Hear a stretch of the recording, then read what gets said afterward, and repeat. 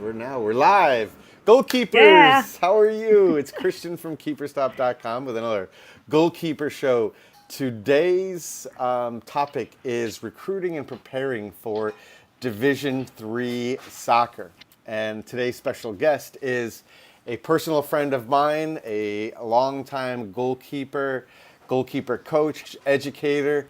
It's Deb Raber. She's a head coach of the MCLA Trailblazers.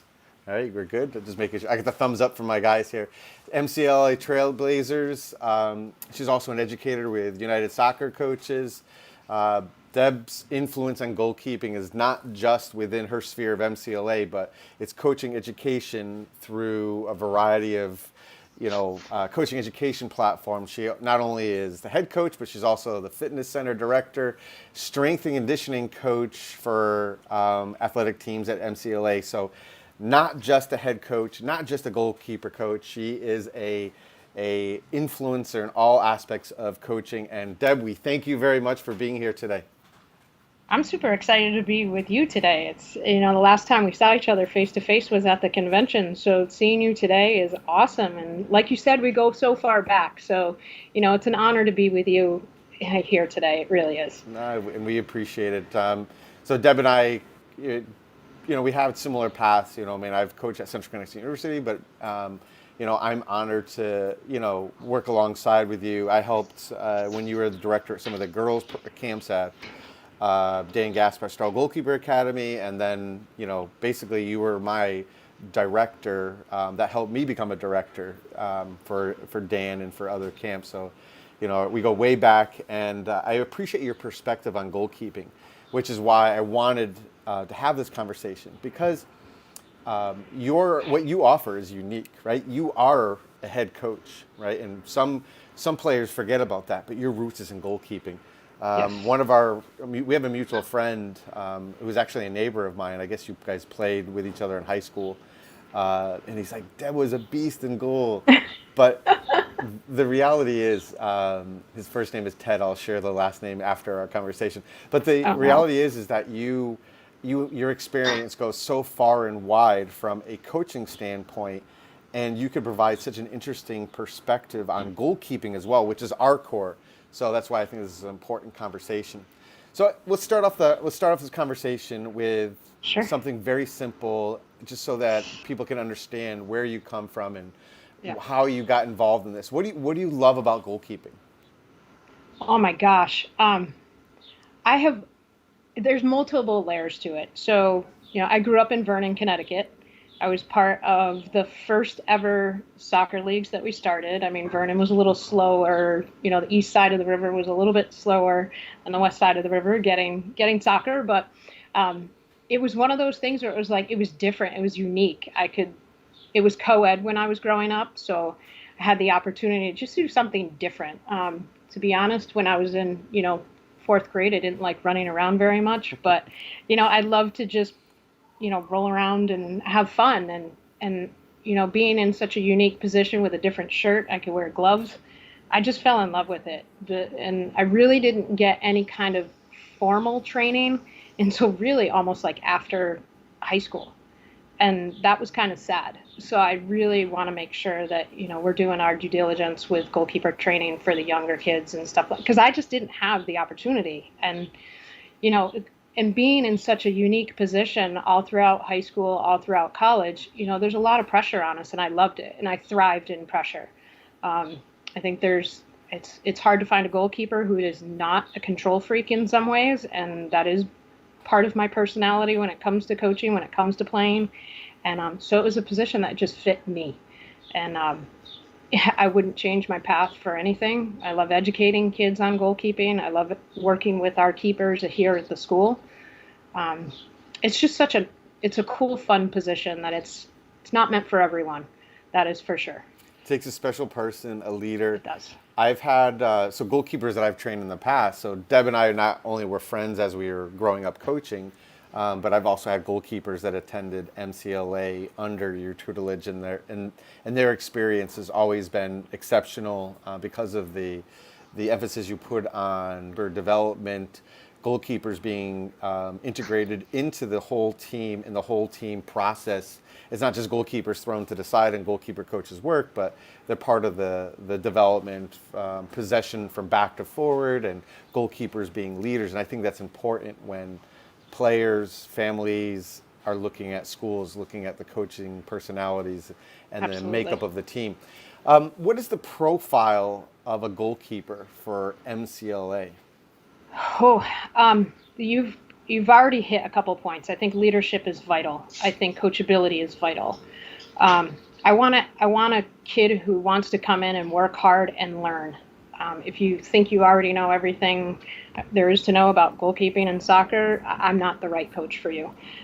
You also need to be mentally tough. And I tell kids who are in the recruiting process, who are goalkeepers for us, that I am nitpicky when it comes to goalkeeping.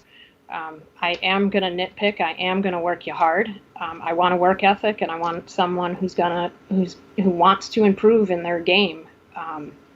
So, I don't get into the whole the conference I play in. I don't not necessarily looking for the 6'2" goalkeeper. Although we had that one year, it was nice to have Jen Wayner playing for us for a while.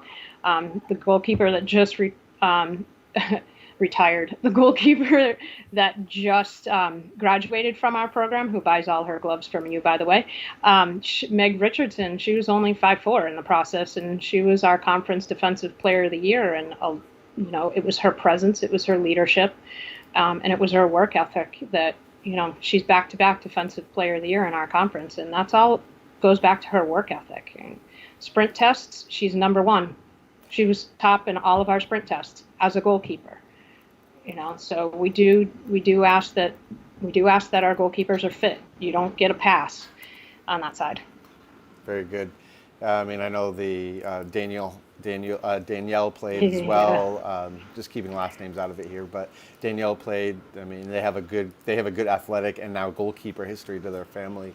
So it's good to have that kind of focus on goalkeeping development.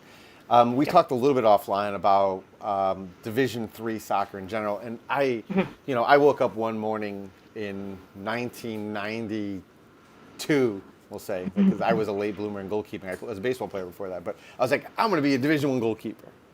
And then I realized that I was 5'10" and a half with heels on. Granted, I could jump over the moon, but I wasn't a Division I goalkeeper, right? And we were speaking about the varying levels of Division III. And while you've had a very competitive program on the women's side, we are talking about the different levels of Division III. So can you go into a little bit about, and keeping school names out of it, obviously, just to be objective, and if you're talking to a family, how do they assess? How would you suggest that they assess what Division III or what level to play for?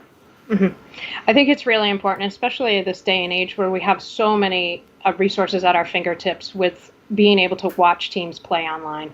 So if you can't get to see a certain school play, most of their games are going to be linked on their website. And I think it's really important that parents and student athletes spend time looking, because there are some phenomenal Division III schools that would compete at the highest level. Then there's so many different levels within Division III alone. So I think sometimes people look at Division III and they're like, like you said, I'm going to wake up one day and play Division I, but you're 5'10". I grew up in Connecticut. I was 5'4". Guess where I'm not going? So I had to find the school that was the right fit for me, where I was going to play and not wait. And I found that school. And now during the recruiting process, we do talk a lot about, what is it that you're looking for in a program? And I think I heard you say this in one of your previous talks too, is what happens if you get hurt? Are you going to be happy at that school? That is super important to ask yourself. What are the majors? Academics are going to come first. And, when you're done with 4 years of playing, it really comes down to, whatever you majored in, the connections you've made while you were at that institution. It's really, those parts are so incredibly important. But I think it's important for people to understand that use your resources, get out there, watch games online if you can't get there. If you can get to games, we're in New England. It's pretty easy to get to games. Go watch all those schools play. Just for our viewing audience now and for the future, there are some rules, and we have to be as objective as possible. So there's some questions. If I ask Coach Deb can answer, or she may modify the answer a little bit to stay within the rules and regulations of the NCAA. So ask any questions you have. We appreciate the questions. It helps us direct conversation. So here's a question I have for you as a goalkeeper educator myself and a passionate goalkeeper coach. Are you looking for the best goalkeeper, or are you looking for the goalkeeper that fits your style of play? That's an awesome question. And sometimes the best goalkeeper does not fit our style, does not fit my demands and coachability. I want someone that we can mold. I want someone that is going to. I think the other thing too is because of my background in goalkeeping, it's not always an easy position to walk into because I am very demanding when it comes to it. And again, like I said before, I say it in the recruiting process. But I want a student I want a student athlete who can come in and play our style and understands it. And you have to be a student of the game. Like, I don't want someone to come in that thinks like I'm just a goalkeeper. Like, yeah, great. I'm glad you have those skills. Can you use your feet, and do you understand the game? Are you a good teammate? That kind of thing. Yeah, absolutely. You know, Absolutely. I mean, we've all taken people off of our recruiting list because you're not a good teammate, because you're not a decent leader. When we're out there recruiting, we get to tournaments and games early. I want to see you warm up. I want to see that if you get scored on, what happens? What's your very next move if you get scored on?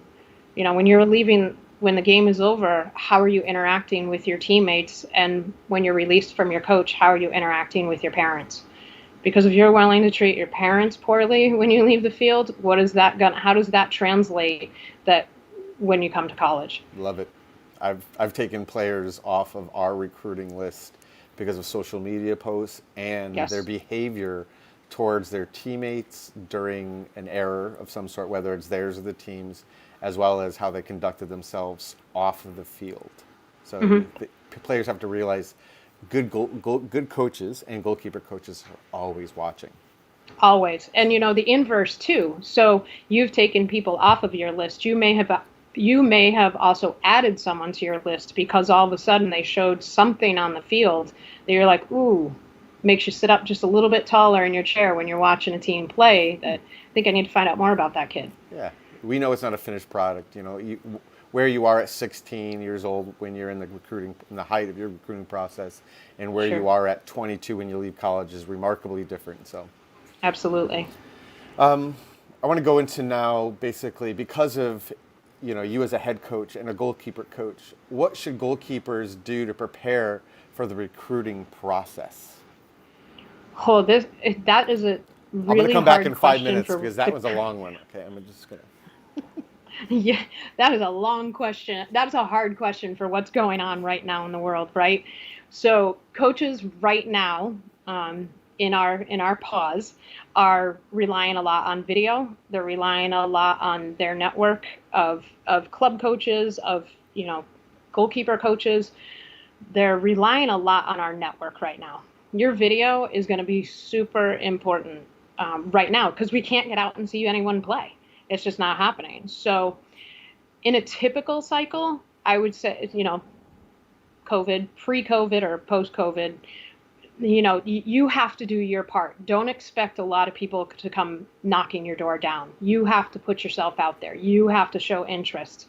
And I'm sure, you've done sessions before with the keepers that you coach specifically, that, how to write that letter to a coach. What do you do when you're on campus? Don't just show up. Put your cell phone in your car. Don't bring it on campus, and have genuine conversations with coaches when we're allowed to come back on campus. But it's a very proactive approach. And right now, there's a lot of coaches who are very distracted right now with trying to make sure that we keep our teams connected, our current teams connected. So if you're not getting that phone call back or the email back right away, have patience. We will respond. It's just a tough time when you're trying to sort out, how to keep your teams connected and how to keep them connected to the school and so on and so forth. So got to be proactive. in Division Three, when do you Hmm. suggest is the appropriate time to start putting yourself out there? You know, Hmm. academically, you say, hey, you know what? I want a smaller liberal arts college Hmm. in, you know, Western Massachusetts, in the Berkshires or wherever, and you say, hey, this is where I like this school, I like this coach. When do Hmm. you feel is the best time for a prospective student athlete that's pursuing a Division Three Hmm. school as well as program? When do you think is the best time for them to start being in contact? Camps, Hmm. clinics, whatever. Yeah, they can start to reach out as soon as they want to, like sophomore year. I would have to say that's a good time. But with that being said, we can't communicate back.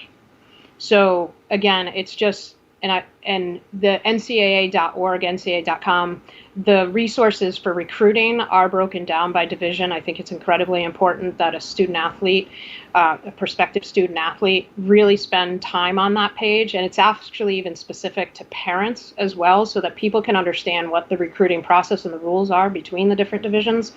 But for us, sophomore year is fantastic. We can go and watch you play, but we can't contact you yet.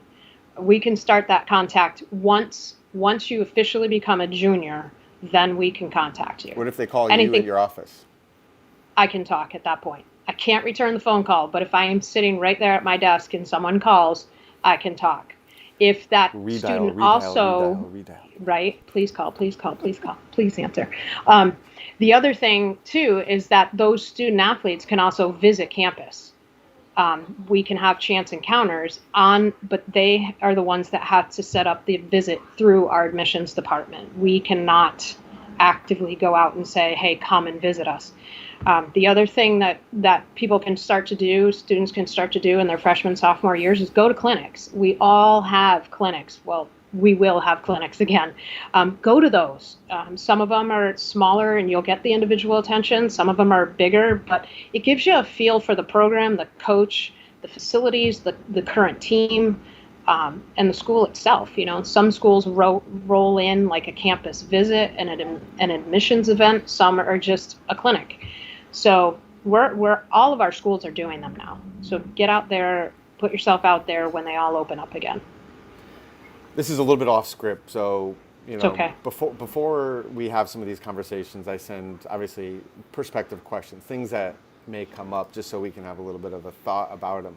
But one question just came up from a very proactive goalkeeper here, is asking about third-party websites for recruiting, college ID Yeah. camps, and etc.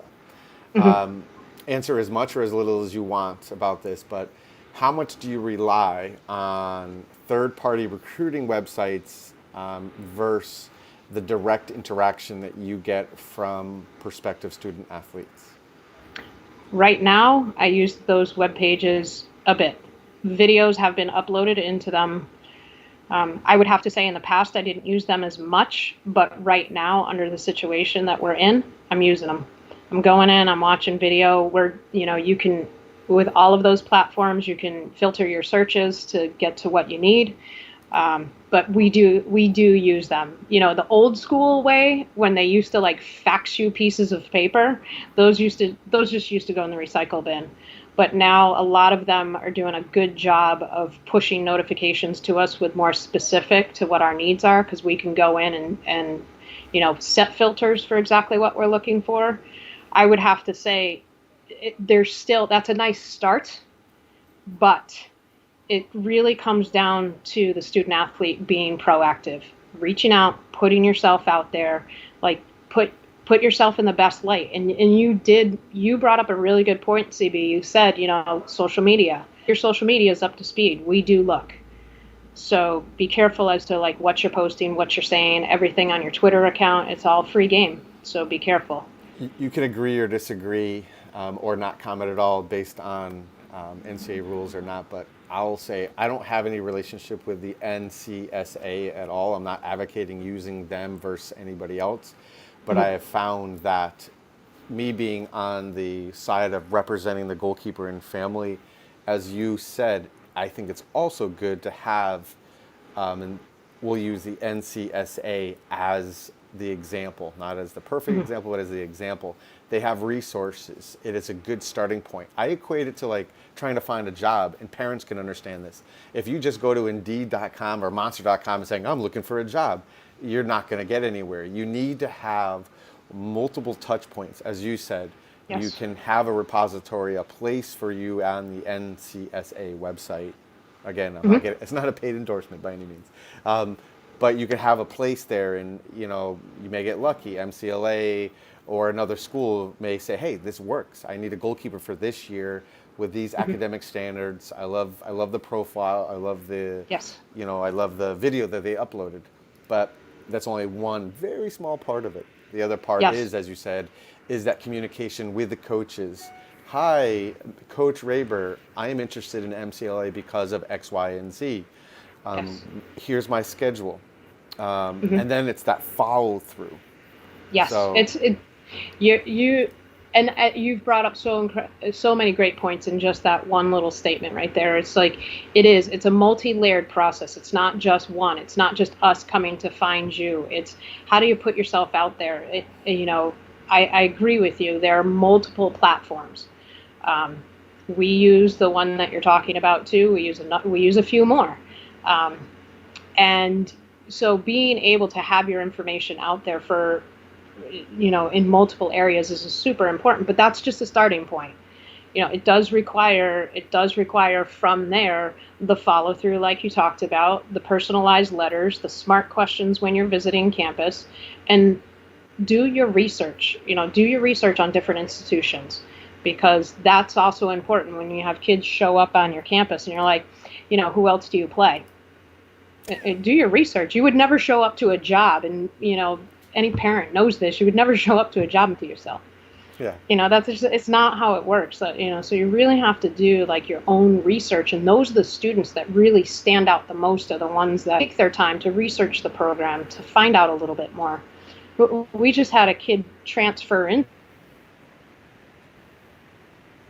To me, she knew more about her academic program and financial aid and everything about us. She knew more about us than I think I knew about the program that she's pursuing. But that just, as a coach, I looked at her and I was like, yeah, this is the kind of kid we want in our program. She is, it was awesome. It was fantastic her due diligence. Overachiever. No, that's what coaches want to see. I loved it. Yeah, no, that's what coaches want to see. You want to see that you have an interest. I think the disconnect that parents and excuse me, parents and players have right now is at clubs, they are the most important thing. Money, they represent wins. So they hear all this exceptional feedback. You're the best, and everybody's going to love you, and everybody's going to want you, and you're everybody. So they come into your program, they come into training camps like, what are you going to do for me?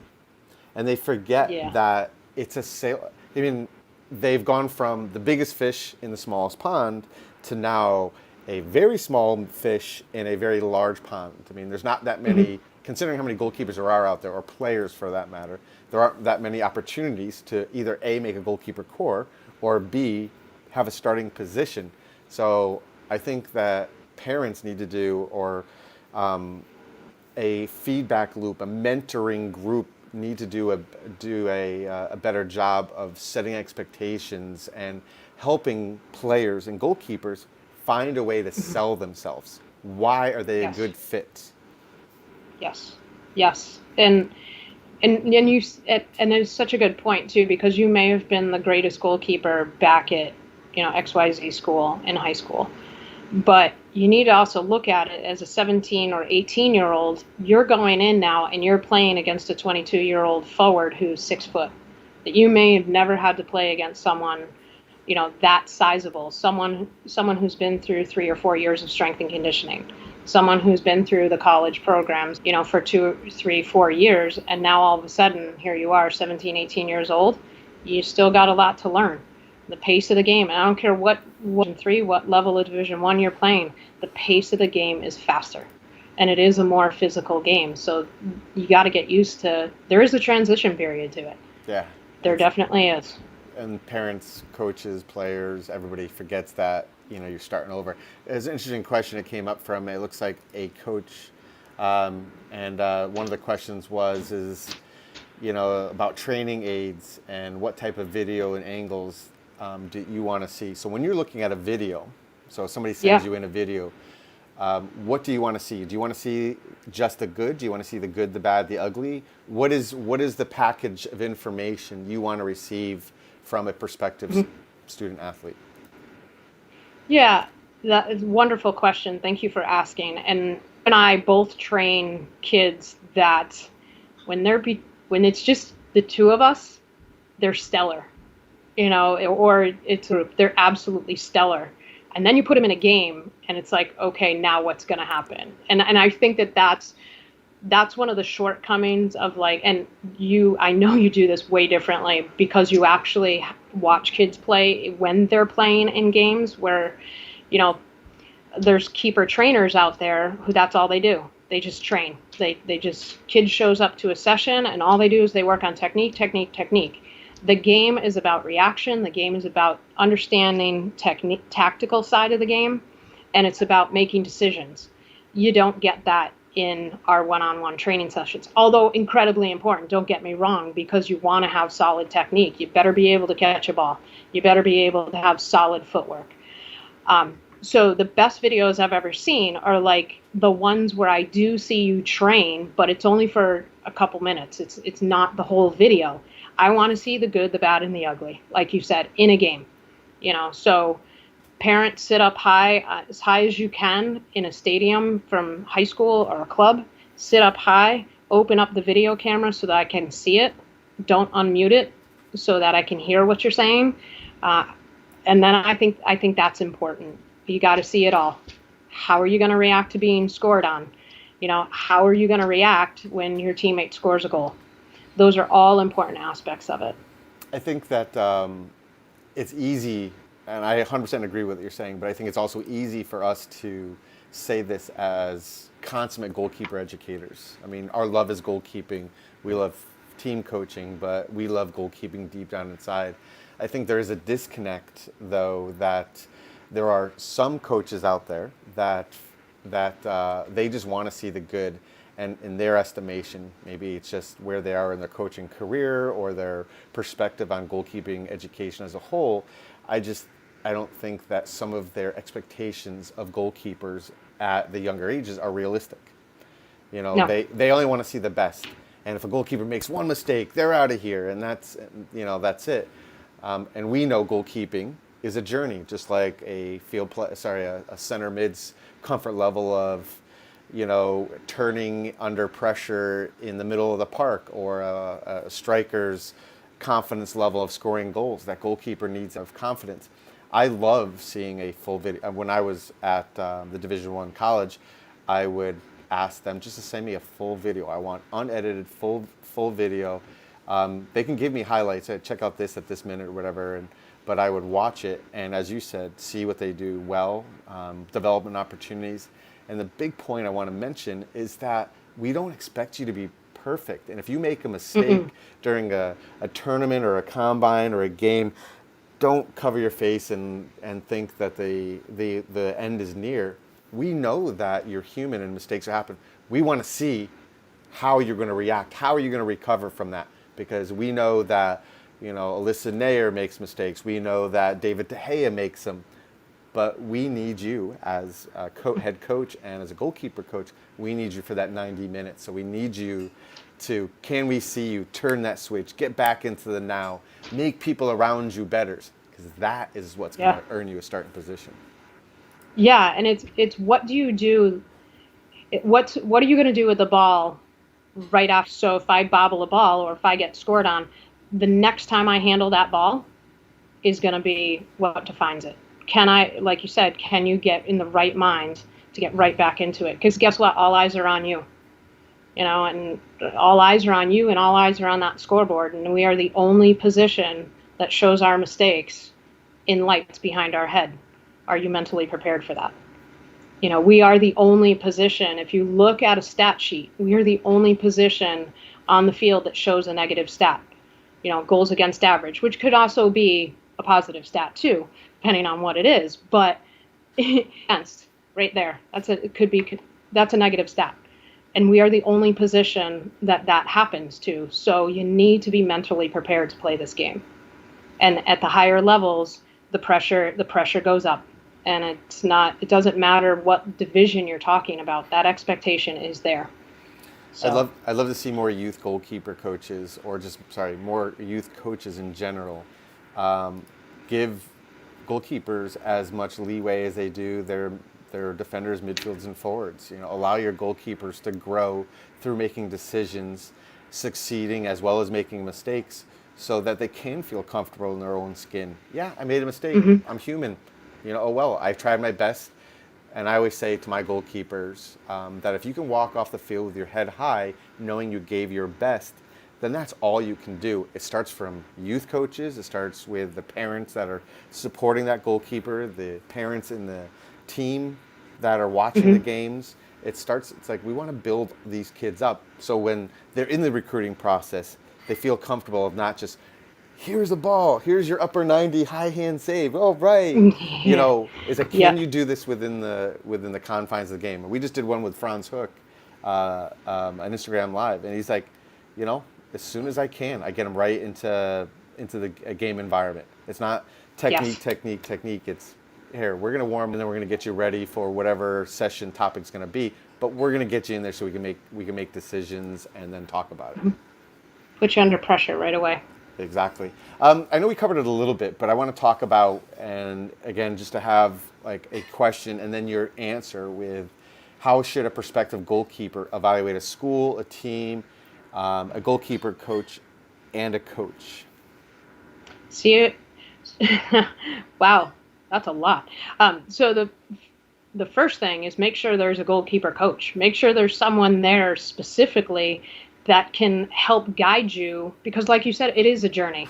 And if you're the same goalkeeper your freshman year that you are your senior year, that program failed you. So you really have to make sure that you're if that is important to you, make sure there's someone there who's going to help you in your journey. And it doesn't necessarily have to be someone with a background like you and I have, but ask coaches, ask the head coach, what does goalkeeper training look like in your program if that's important to you. Um, and then I would have to say, when it comes time, go do your official visits. So in Division 3, you can do an official visit. You can do as many official visits as you want, but only one per institution, starting January of your junior year. So go visit as many schools as you can. Hang out with the team, see what that team is like. When it comes time to watching teams play, instead of sitting across the field, maybe see if you can sit as close as possible to the coach. What's the interaction between the coach and the team? What's the coach's mannerisms on the field? You have to feel comfortable playing for that person, not just the name of the school, because I have to be careful with what I say here. But I think it's really important that, again, there's opportunities to go watch that coach in action. And I think what students need to understand is you're interviewing a coach as much as we're interviewing you. You have to see if it's the right fit. I think it's an important question to ask. What do you want to get from playing college soccer? Is it just playing soccer, or do you want to develop as an individual? Because some programs spend a lot of time developing individuals more than just soccer players. So it's important that you understand what you want to get out of your college playing experience too. Most definitely. I always tell the goalkeepers that I train, because I sell keeperstop.com. We sell goalkeeper gloves. That's no secret, right? That's how we make our money. I pay my mortgage. My heart is always in goalkeeping, and we advise a lot of Yeah. goalkeepers and goalkeeper families. And I always say is you want to go speak to the coach as much as possible. That's camps and clinics. We covered that. But I tell them, I mean, if you can figure out when they practice and go watch them. Yes. Just like Yes. just like we try to catch goalkeepers when they're most vulnerable or they're most in their element, because we want real and honest evaluation.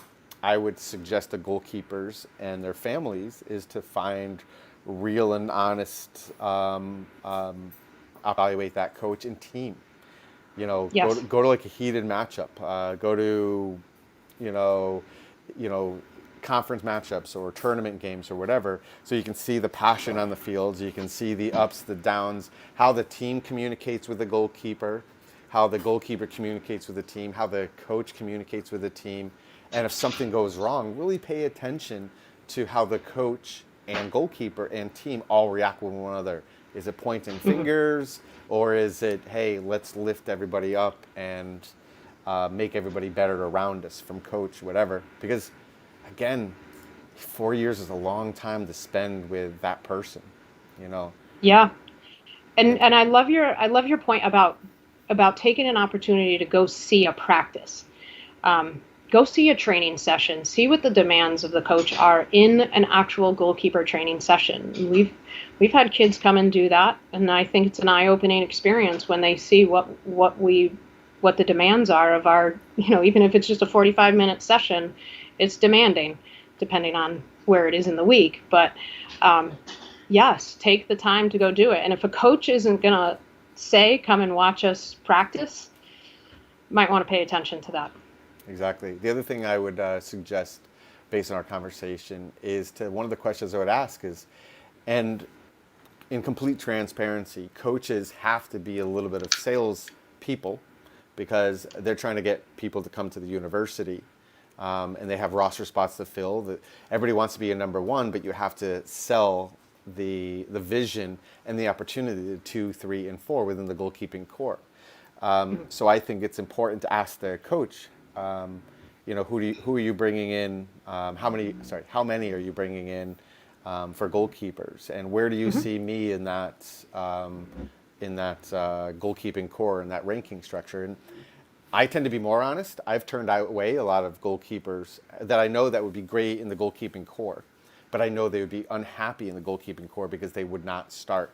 And I'm not limiting them from starting. It's not that like they wouldn't have the opportunity, but I know based on my 1, 2, and my high school All-American that I have as a prospect coming in 3, they would not be happy as a 4. So I think it's important to ask those hard questions and be ready to hear the answers. Yes, and the honesty, be honest with yourself too, as to what are you willing to be a number 2? Are you willing to wait a year? And I mean, I've seen some incredible goalkeepers who they were okay for their freshman year being a number 2 and recognizing that they needed to grow, and then lo and behold, their junior year they're an All-American. You and I both worked with her. I'm not going to mention any names. Yeah, exactly. One of the other questions I wanted to ask, and I think it's important, I always suggest that Christian should not be the only person that provides guidance to a specific goalkeeper. I think it's important to surround yourself with mentors or people that can give you feedback, whether it be coaches or community leaders or teachers. How do you feel about that? I think it's important. But finding the right mentor is hard, because you also have to. Mentor is not just someone who's going to sit there and tell you what you're great at. You have to be willing to be a mentee. You have to be willing to listen to the good, bad, and the ugly. But those are the people that, when you do make it, those are the people that when you make player of the year or you make coach of the year, you're writing a handwritten card saying, thank you. And the reason why I'm here is because of the guidance that you gave me. But you have to be willing to listen to everything. I'll be honest with you. One of my pet peeves is I love helping families and goalkeepers out. I make myself available. My partner will tell you that I'm too available sometimes. We're psychologists as well, right?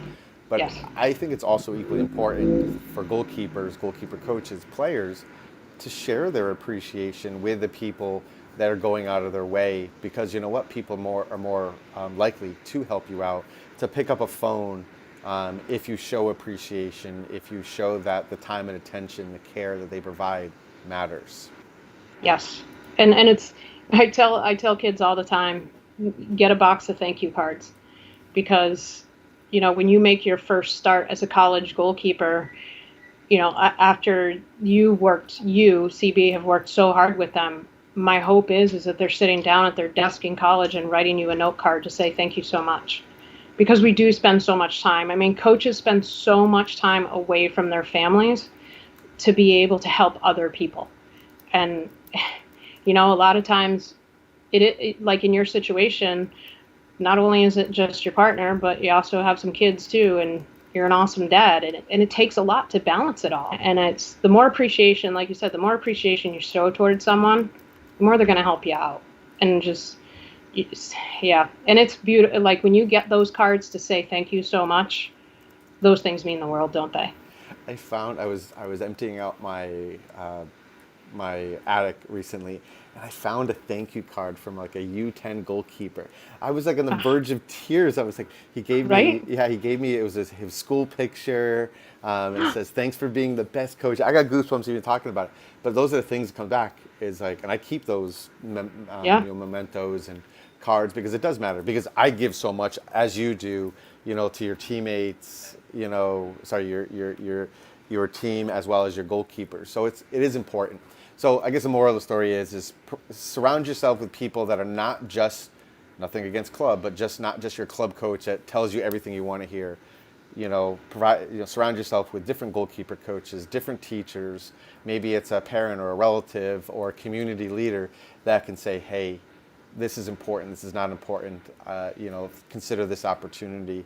I think that's really important because at the end of the day, and we've covered it many times, that 4 years is your best 4 years. So you want to get the most out of it academically, athletically, socially, you growing as a person. That's is what really is going to make you a starting goalkeeper, is all those experiences. It's not Yep. just what you do on that soccer field. Exactly. Exactly. Because at the end of 4 years, what do you have? Yeah, it's like, it's a collection of experiences. Um, Hmm. you know, I know we've been going about a half hour, 40 minutes. So a couple other questions I want to get to is, and I think this is more geared towards the parents because parents are the ones leading the charges when you're talking about a freshman or sophomore player. Do you have any advice, just a couple for parents that are helping their goalkeeper or player in the selection of a school and a program? Hmm. Get out there and bring your kids to games. Um, again, I know your reach in your network for a keeper stop is nationwide. It's international, but right here in New England, we have so many schools that are so tight. Get out and watch different programs play so that you understand what the different levels are. A Sunday afternoon rolls around and you have nothing to do, jump in the car and go see someone play. Out here in North Adams, I'm in stone's throw to all three divisions. And so get out there and see them play. Let them experience, when you go to campus visits, make sure your kid is the one that's doing the talking. Certainly as a parent, you have every right to meet with financial aid, those important things, ask to set up those meetings with financial aid departments. But when it comes to sitting with the coach, encourage your kid to be the one asking questions, to have the dialogue. And you might want to practice, you can practice it in the car with your kid. Don't be the one that's asking all the questions because it's the kid that's going to be spending 4 years with us, not you. Yeah. And have to be proactive. As a parent, you certainly want to be an active participant in the process. There is the monetary part to a college education. Like, let's be real about that. It is a family commitment. Um, and I think a parent needs to be honest. The parent needs to pay close attention. We talked a little while ago about going and watching kids play or watching programs, watching coaches in action. A parent needs to be real honest with themselves and saying, do I want my kid playing for that coach for 4 years? It's more than just the name of the school. It's going to be, how is my kid going to be treated for 4 years? That's an important thing to ask. It goes back to watching games and practices and such. The other thing I would Hmm. tell parents is be realistic. You think your Yes. goalkeeper or player is the best in the world, and you're supposed to because you're the parent and you love them. But I think it's also important to set expectations. It's like, everybody when I first talked to them was like, yeah, on scholarship. I want a unicorn. So it's important to really, firstly, find that academic fit first. If it is a Division I school, and then you got to contact the coach and like, hey, is there an opportunity? They may say no. On a smaller liberal arts or a business school like Bryant Bentley, or you want liberal arts like MCLA, are you looking for a specific educational environment? And that truly is what's going to guide you initially. And I think that goes overlooked. I have that conversation at least once a week. And these are families that I know and love and respect, but sometimes I got to reel them back a little bit and be like, hey, before you pick your school and your starting position and your jersey number, is the school right for you? And that's what's really important. So finally, and we'll go back to the player, any advice for the player, just a couple parting points that could do to prepare themselves for a Division III college experience or just a college playing experience in general? So I think one of the most important things to keep in mind is, we all send out our fitness packets. If you're already committed to a school, do your fitness packet. It's the one thing, like your fitness is the one thing that you can control. Your fitness and your effort, that kind of stuff. You can't control totally the coach's decision and who's going to start. But if you can make sure that you've ticked the boxes on all of your controllables, fitness, your attitude, your work ethic, then you're going to I tell our women all the time, make me not sleep at night. I want to have sleepless nights trying to figure out who we're going to start and when and why. Like, I want to have debates in our coaching staff as to who we're going to put on the field at any time. But I would have to say, like, soccer in general, be fit. As a goalkeeper, what are you doing right now during this pause? Are you still getting touches on the ball? Are you still handling the ball? Are you still familiar with it? Are you relying on, your coach to tell you what to do? Are you being proactive and going and playing wall ball? Are you using the bounce back like I saw you guys use a video the other day, or, different footwork, cone drills? Are you doing those things in your backyard? Those are going to be the best players who rebound well from this time. And don't wait for someone else to tell you what to do. You've been through enough training sessions. You know what to do. For this entire training session, I have not had, and I have multiple bags of balls, and I haven't had any of them because the one thing I've been telling my goalkeepers is, maybe I can't be striking balls at you because of obviously physical distancing concerns. So kids are asking or players are asking, it's like, hey, can I borrow a bag of balls? And I'm like, great, awesome. just please make sure that I want to see you proficient with your left and right foot. Start from somewhere. Because those are the controllables. You don't need a goalkeeper coach and Coach Raber to tell you it's like, hey, you're not proficient with your left leg. You can't strike the ball over 40 yards with both feet. Those are things that you can do on your own. A lot of players are just, I think U.S. players are so overcoached in many respects. It's like they need somebody to tell them, be proactive, get out there, do the things on your own. I need to take advantage of Coach Raber's strengthening conditioning routine. I have the COVID curves right now. But at 45 years old, I'm not jumping around in goal like I used to. I miss it. I want to get back out in the field. I know. I was just thinking about that this morning, what I wouldn't give to play just a couple more times. And actually, it wasn't even playing. It was like what I wouldn't give to just be able to train a few more times. Oh, yeah. We're starting to get back into training. We're getting a lot of requests, and as the states open up again, Massachusetts, Connecticut, we're starting to do that. It's important for my psychological well-being as well as the goalkeepers. And one of the questions is like, what can people do during COVID? Coach Raber just explained to it. Do the things that you can control. What am I going to do? I'm going to get back out there and do I'm going to do footwork, handling, distribution, maybe some decision making within controlled environments. But this training sometimes gets, because of social media, it's so theatrical, and it's bikes that are on fire or diving over things, and that's sexy, and it's motivating in some respects. But like basketball, working on free throws. Like track, you're working on your technique, your running technique, or field initiatives, you're working on your technique. It's just the simple things go a long way, and I think that's what's important during this time. Yeah, and that's what you and I I think that was my biggest takeaway from working with Dan and SGA is making sure that you're, the basic techniques and how they build one upon the next, upon the next, upon the next, and that was, that system makes sense. So there's so many things you can be doing right now, because we're not even going to work on diving when we get back. We're going to work on making sure you're catching a ball when you get back. Control your so body. You know what? Speed your training forward and do it right now against the wall. Exactly. So if you guys have any questions, feel free to reach out to Coach Raber at the MCLA website. Go Trailblazers. Thank you very much for your time. And, I look forward to doing more goalkeeper equipment and education initiatives. And I want to thank the people that really did spend some time and get on and listen to Coach Raber and us, Shaq, Bailey, Coach Keller, and Jay Otter, and the many more. Keep the questions coming. We love goalkeeping. Coach Raber, thank you very much. Stay healthy and safe, and see you on the soccer field soon. I hope so. Thank you so much, CBA. Thanks, Dan, for doing all this setup. So thank